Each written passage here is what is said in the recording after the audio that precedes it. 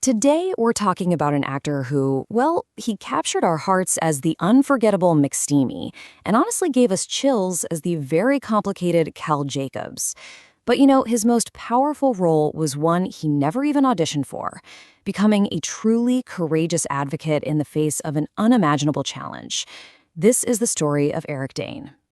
So, millions of us knew him for his incredible on-screen presence, right? But it was his fight off-screen that really came to define his final chapter. We're going to explore his impact, not just as a brilliant artist, but as a genuine inspiration. Now, it might sound a little backward, but to really appreciate the full scope of his life, we have to start at the end, with the news that brought his courageous fight to a close and reminded everyone of the incredible man behind the characters. On February 19th, 2026, Eric Dane's journey came to an end. He was just 53 years old. His passing came less than a year after he shared his diagnosis with the world, and it just left this huge void, but also a really powerful story of resilience. He was battling amyotrophic lateral sclerosis, which you probably know as ALS. It is just a brutal, cruel neurodegenerative disease that relentlessly attacks the nerve cells that control our voluntary muscles. And getting that diagnosis, well, that was the start of the toughest fight of his entire life. Okay, so let's rewind. Let's go all the way back to the beginning, because before he was an international star, he was just a young actor from San Francisco with a big dream. And his whole path to stardom was really set in motion by one single role that would make him a household name. So he was born back in '72, and he started his career in the early '90s, doing guest spots on all those shows we remember. But 2005, wow, that was the turning point.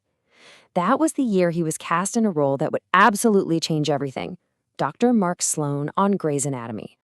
And what a role it was, right? He wasn't just Dr. Mark Sloan, he became McSteamy.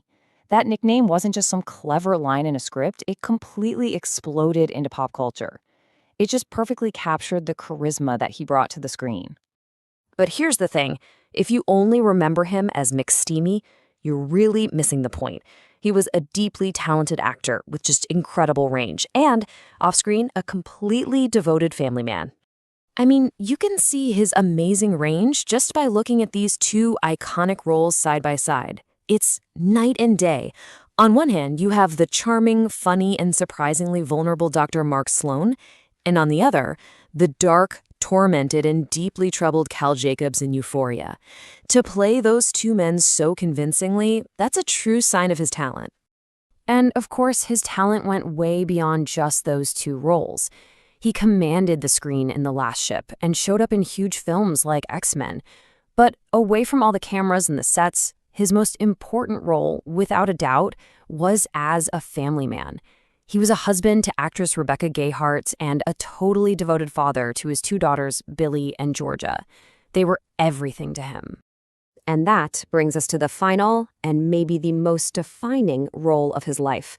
It was a role he never asked for, not in a million years, but one he faced with incredible bravery, becoming a public voice in the fight against ALS. In April of 2025, he made the incredibly brave decision to publicly announce his diagnosis. I mean, think about that. Instead of pulling back from the spotlight, he chose to use his platform to shine a massive light on this devastating disease. And he was just so open about his experience. Hearing it in his own words, it's just really powerful.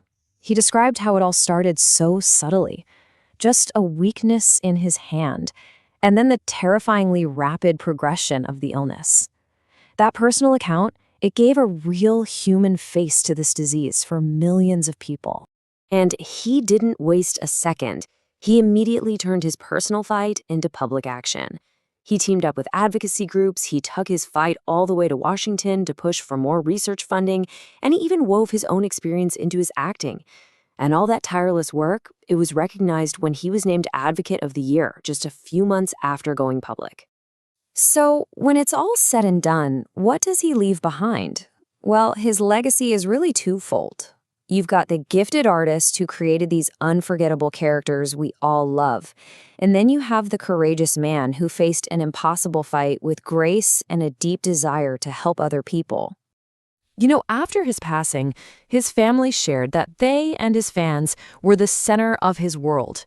And that simple, powerful statement, it just perfectly captures the man behind the roles, someone whose life was really defined by the love he shared.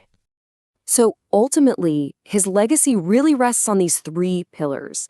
As an actor, he gave us these deep, complex characters we'll never forget. As an advocate, he put a global spotlight on ALS.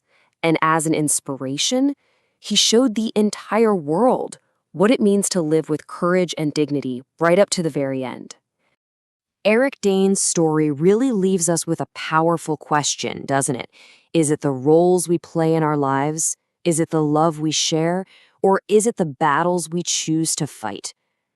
Maybe his life shows us that it's the combination of all three that truly defines the impact we have on the world.